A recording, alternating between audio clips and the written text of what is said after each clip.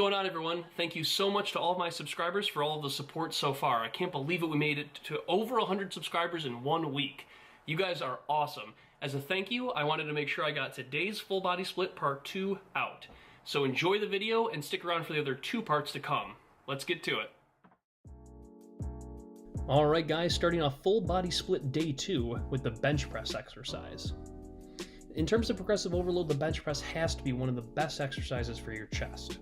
And as we mentioned in Full Body Split Day 1, an article by Kippers and colleagues found specifically that the horizontal or flat bench press compared to incline, decline, and vertical elicited more activation of the sternal portion of the pectoralis major than any other variation.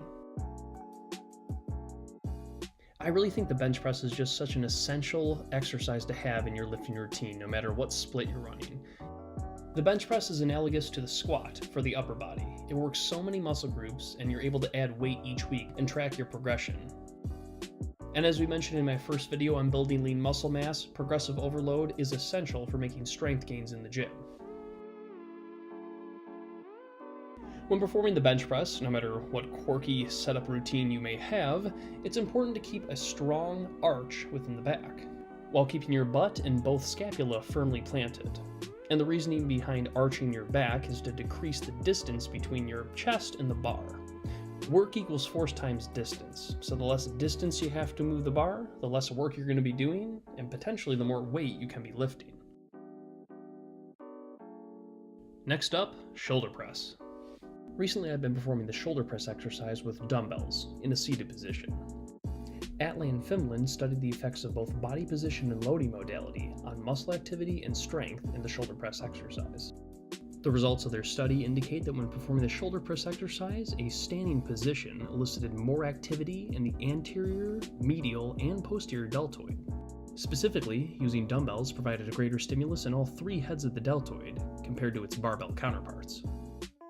So taken together, going from a seated to a standing position inherently creates more instability in the shoulder joint.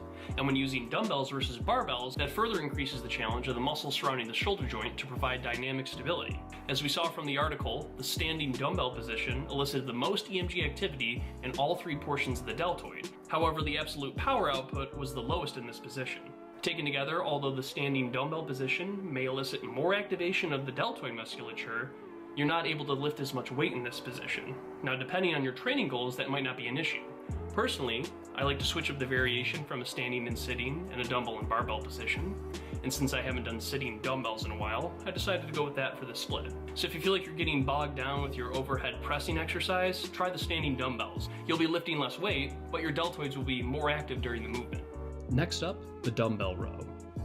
A common mistake I see people making in the gym is they're performing this exercise using the rhomboids and posterior deltoid. And it's not that you shouldn't be training those muscle groups, but this specific exercise is to target the lats. Here's 2 clips of me performing the dumbbell row. Which of these variations look correct to you? A or B? If you chose A, that would be incorrect. And if you chose B, congrats, you got it right. You'll notice in position A, I'm shrugging my shoulder up, or elevating my scapula. In this position, I'm using mostly my upper traps and middle traps to pull the dumbbell upwards. However, in position B, my scapula is depressed or brought downwards, allowing me to pull the dumbbell more back and up. Using more shoulder extension, I'll be activating the lats more than position A. Here's another view of me performing the dumbbell row. Which of these positions look correct to you? A or B? If you said A, that was again the wrong answer. Look at my thoracic spine in position A. I'm flexing it, or rounding my back. That's not putting my scapula in a good position to glide posterior on the ribcage during the row. However, in position B, I have that nice curvature in my thoracic spine. Not only is that going to put my scapula and shoulder joint in a better position to pull the dumbbell back and up, that's going to give my pelvis an anterior or forward tilt, thus engaging the lats more. I find the more I perform the dumbbell row exercise, I really get a good mind-muscle connection. And instead of just pulling my arm back, I'm also slightly laterally flexing my spine towards that side, as the lats do connect to the pelvis too. This will further engage the lats and help you get a better squeeze at the end of the movement. Finally, hitting the legs, next up we have deadlifts.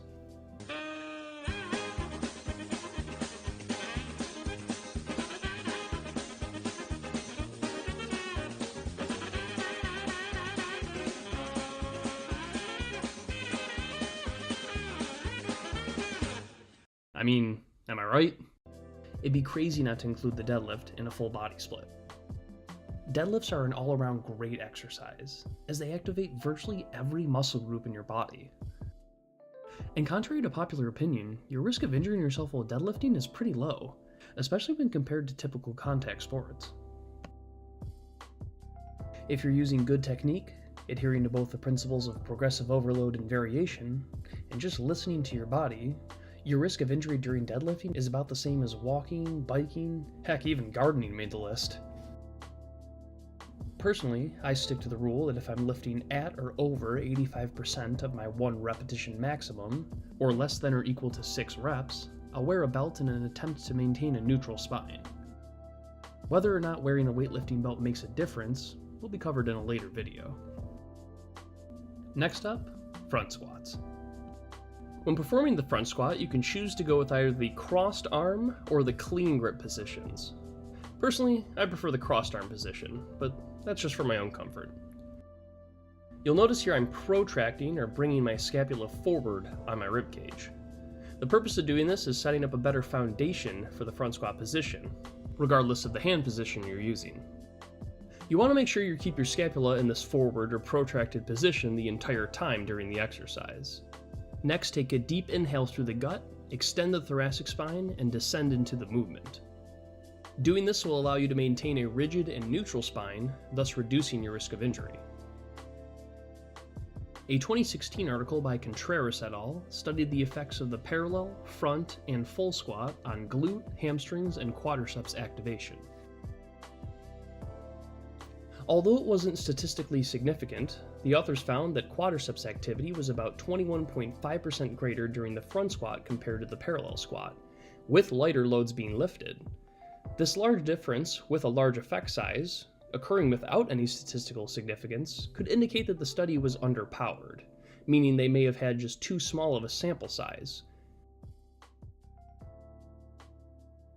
The authors admit another limitation of the study was they only took a look at the outer sweep, or vastus lateralis muscle of the quadriceps, totally neglecting the rectus femoris, vastus medialis, and deep vastus intermedius muscles of the quads. Therefore, I think it's safe to say that if we studied all 4 muscles of the quadriceps and had a larger sample size, we would notice a statistically significant difference. A paper titled Exploring the Front Squat by Bird and Casey referenced an article by Gillette et al., which explored quad activation during the front and the back squat. Interestingly, despite lifting about 40 pounds less than the back squat, there was no significant difference in quadriceps activity with the front squat. Therefore, the front squat may be a better option for maximizing overall quadriceps recruitment while minimizing the compressive forces through the knee. Another argument for performing the front squat in those who have knee pain is that the bar is placed directly in line with the knee joint. Therefore, your moment arm, or the length between the joint axis and the line of force, is virtually 0, thus reducing the overall torque placed on the knees. Personally, I'm a huge fan of the front squat. I've been having a lot of knee pain, and the back squats have just been getting a little monotonous for me, so switching it up to the front squat variation, whether it's the barbell or the dumbbell, has been a great way to add a little variation in my routine.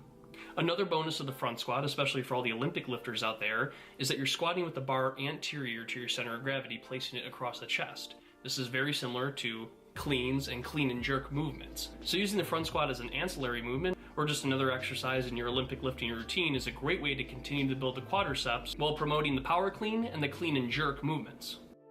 Another variation of the front squat is the goblet or dumbbell front squat. The paper by Bird and Casey argue that the dumbbell front squat is an essential movement pattern for learning any type of squat, whether it be the front, back, Bulgarian split squat, single leg squat, etc.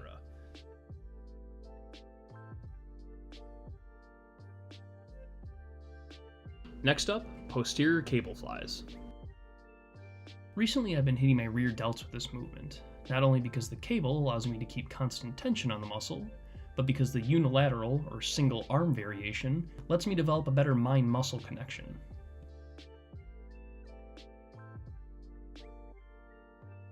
If you've never tried this variation of the posterior delt exercise, I strongly encourage you to. You'll feel a nice squeeze in both the posterior deltoid and the rhomboids throughout the entire movement, unlike the dumbbell counterpart. And finally, wrapping up with dumbbell bicep curls. I don't have anything groundbreaking or research-driven to add to the bicep curl, except that if you feel like you're not really making any progress with your biceps, try switching up the way that you're performing the curl exercise, whether it's the dumbbell, the barbell, the cable, or even try a new machine you haven't used. Introducing a new stimulus to any muscle group is essential for progressive overload.